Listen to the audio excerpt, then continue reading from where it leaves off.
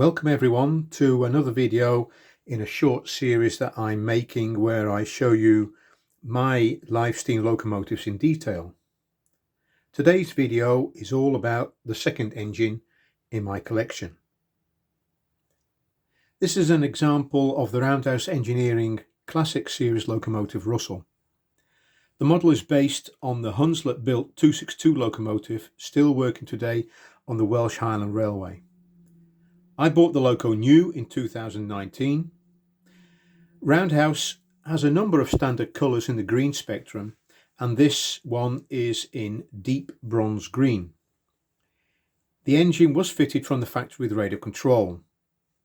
Like all my engines, the Russell is named after a family member. As you can see, it's named Reginald and is a tribute to my second granddad Reg.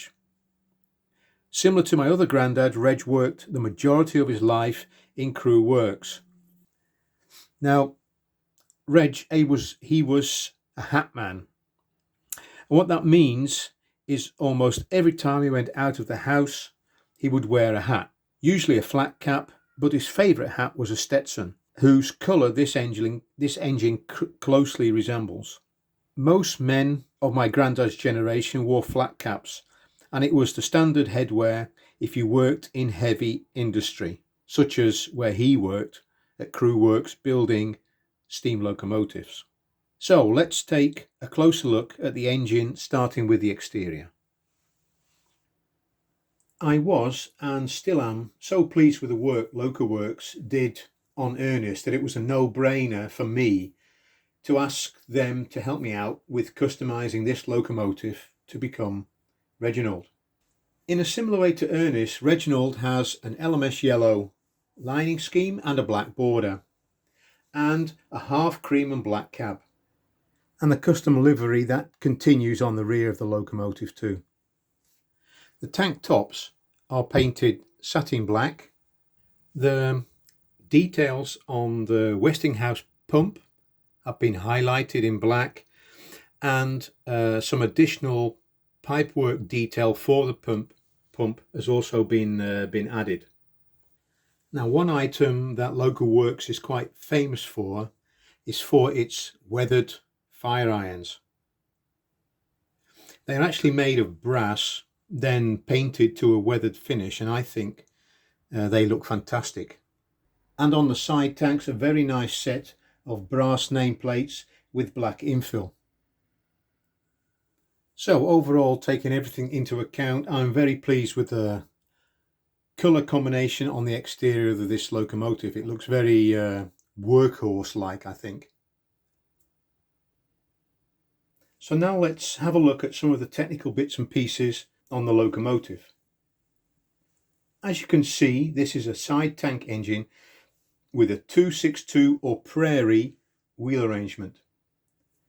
A pony truck at the front with 2 wheels, 6 driving wheels that via coupling rods are connected to each other, and the steam cylinder providing the power, and a trailing truck with 2 wheels. Similar to the full-size locomotive, the smaller wheels are there for 2 reasons. They provide additional support for the weight of the engine, and they help provide extra stabilization of the engine when running at speed. It also means the engine is equally capable of running in either direction, forward or reverse, at speed. So while we're still talking about the wheel arrangement, let's take a look at the cylinder assembly itself. There it is on the left hand side of your screen. Now, the lower half of that cylinder assembly contains the steam cylinder that provides the power to drive the wheels via the connecting rod, that's that big rod there, and the coupling rods that join the wheels together. The upper section of the cylinder assembly contains the sliding valve which controls when the high pressure steam enters the correct side of the cylinder and when the U steam goes to exhaust. The timing of this is governed through a series of rods connected to the driving wheels from here. It's these rods here They are all involved with the timing of the valve. Now I'm moving this part of the linkage up or down. That determines whether the engine will move forwards, backwards, or as it is now in the center position, just stays in neutral. Now the boiler of the locomotive stretches from about here at the front by the smoke box to just about where the cab starts. It juts into the cabin just ever so slightly. And similar to most roundhouse engines that are internally gas fired, through the middle of the boiler there is a flue that the burner is fitted into. So to fill the boiler with water, you remove the brass cap here, the dome, and that gives you access to the water filler cap. You remove that,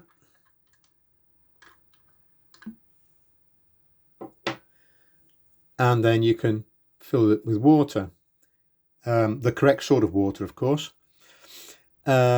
And similar to other roundhouse locomotives, you fill it till it's absolutely full, and then with a syringe you remove 30 milliliters so that the steam has got some space to form at the top. So also on top of the boiler we have the safety valve, and what I've done, similar to what I've done with all my locomotives from roundhouse, the safety valve is calibrated to blow off fully at 40 psi, and I've actually marked it with black ink so I know if any part of the central section of the safety valve works itself loose, then I'll know that straight away. So with this locomotive, with Reginald, the cab roof actually hinges open, which gives you a lot better access to the internal parts of the cab. And by the way, you can see here how the cream part of the upper half of the cab has been applied to the front of the internal part of the cab. So let's take a closer look in the cab. So here we are looking down into the cab. So let's see if we can identify some of the bits and pieces that we see here. Let's start on the right hand side, and this here is the gas tank. You fill the gas tank up through this with an adapter, through this needle adapter here. The gas then goes to the gas regulator, so you can regulate the amount of gas. The control knob is here on the side, and then via this pipe it goes down to the gas burner, which goes straight into the back face of the boiler, and that's going to heat the water up. So the steam in the boiler, that comes through this component here, and this is the steam regulator. And the steam regulator, through this linkage here, that you can control how much steam goes through to the rest of the locomotive, and therefore how fast it goes. The steam goes through this pipe into the steam lubricator on this side. This is the steam lubricator. I'm not going to explain in detail how that works now, because I explained that in the Earnest video. Either way, the steam that comes out on this side,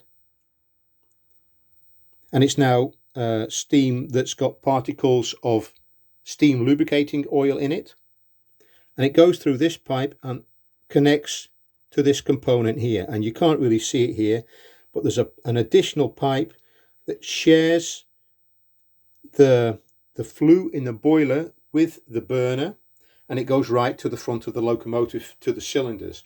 So what that's happening then is it's sort of superheating the water, and there you get better performance when the water is superheated. Also like to point out, on the inside of the roof we have the battery holder for the radio control batteries. Let me see if I can show you that. They go in there like that. 4 AAA batteries go in there, and they work very well indeed.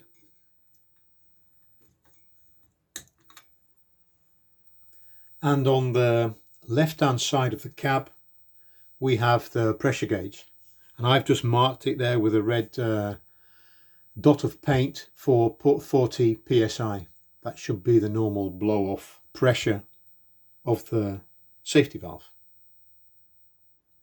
So that's about it really, concerning, you know, having a look around the locomotive.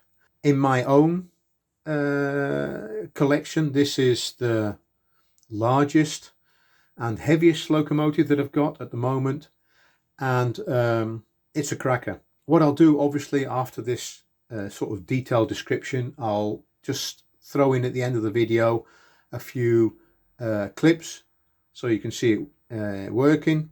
The one thing I will say is it's very quiet. There's not a lot of chuff that comes out of the chimney of this locomotive, so I am considering getting a Summerlands Chuffer for this locomotive. I'm still thinking about it, and of course making time to fit it. So I hope you'll join me next time when we take a look at another one of my engines.